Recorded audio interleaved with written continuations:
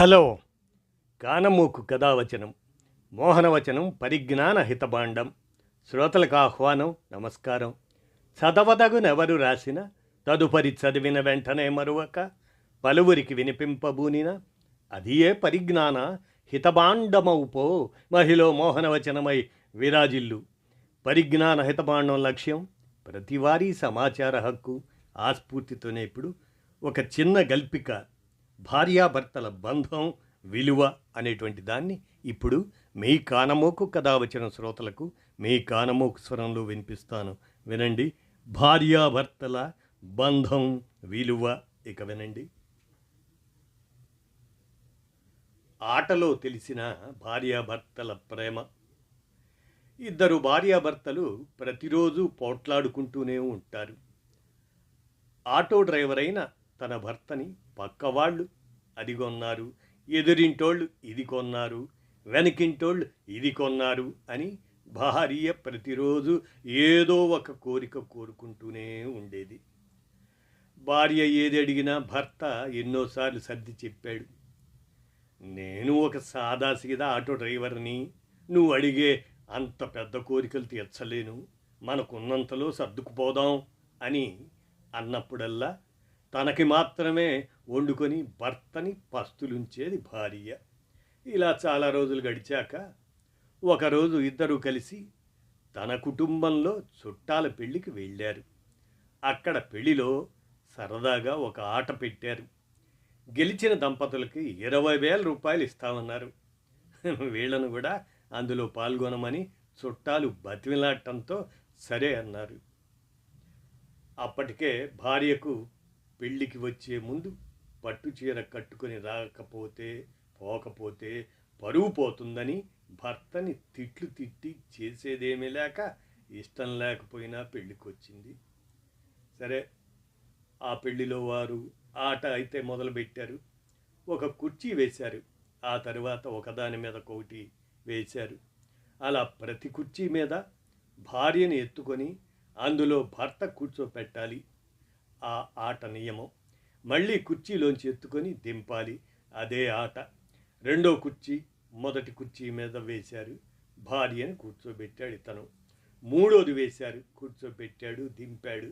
నాలుగోది వేశారు, కూర్చోబెట్టాడు, దింపాడు. ఐదవది వేశారు, కూర్చోబెట్టాడు, దింపాడు. ఆరవది వేశారు, కూర్చోబెట్టాడు, దింపాడు.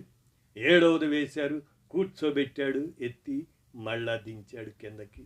ఎనిమిదవది వేశారు, కూర్చోబెట్టాడు, మళ్ళీ దింపాడు. తొమ్మిదవది వేశారు, కూర్చోబెట్టాడు, దింపాడు. 10వది వేశారు. బాగా ఎత్తుగా ఉంది, అయినా సరే కొంచెం కష్టంగా ఉన్నా ఎత్తుకొని కూర్చోబెట్టాడు.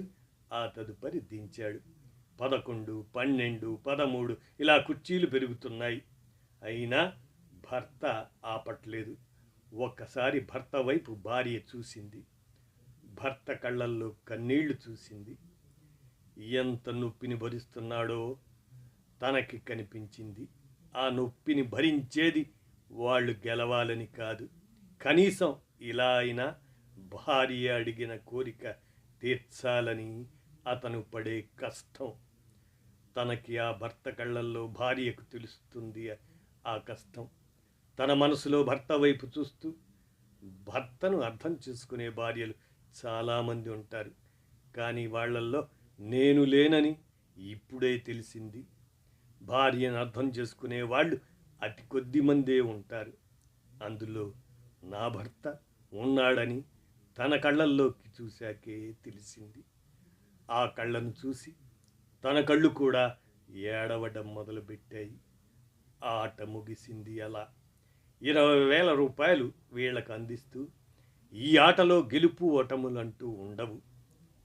భార్య ఉంటే ప్రతి భర్త గెలుస్తాడు, భర్త ఉంటే ప్రతి భార్య గెలుస్తుంది.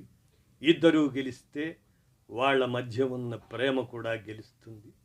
అలాంటి ప్రేమను గుండెలో దాచుకొని పైకి చూపించలేని, పైకి కనిపించకుండా దాచుకొని ఎంతోమంది భార్యాభర్తలు తమ ప్రేమకు అన్యాయం చేసుకుంటున్నారు. కనీసం ఇలాంటి ఆటల వల్లనైనా ఆ ప్రేమను బయటికి తెప్పించే వేదిక అయినందుకు చాలా సంతోషంగా ఉంది. కానీ ఆ భార్య ఆ డబ్బులు తీసుకోలేదు.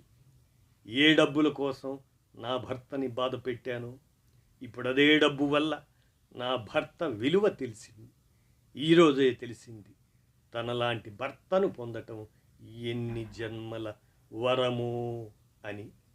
ఆ రోజు నుండి వాళ్ళిద్దరి మధ్య చిన్న చిన్న గొడవలు తప్ప నాకిది కావాలి, నాకది కావాలి అని భార్య అడగలేదు. అక్కడ ఒక సంసారం నిలబడింది. ఒక కుటుంబంలో ప్రేమ నిలబడింది.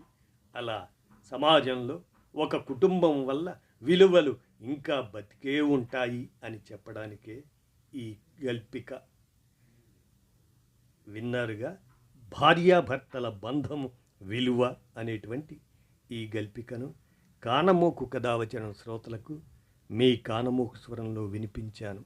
విన్నారుగా, ధన్యవాదాలు.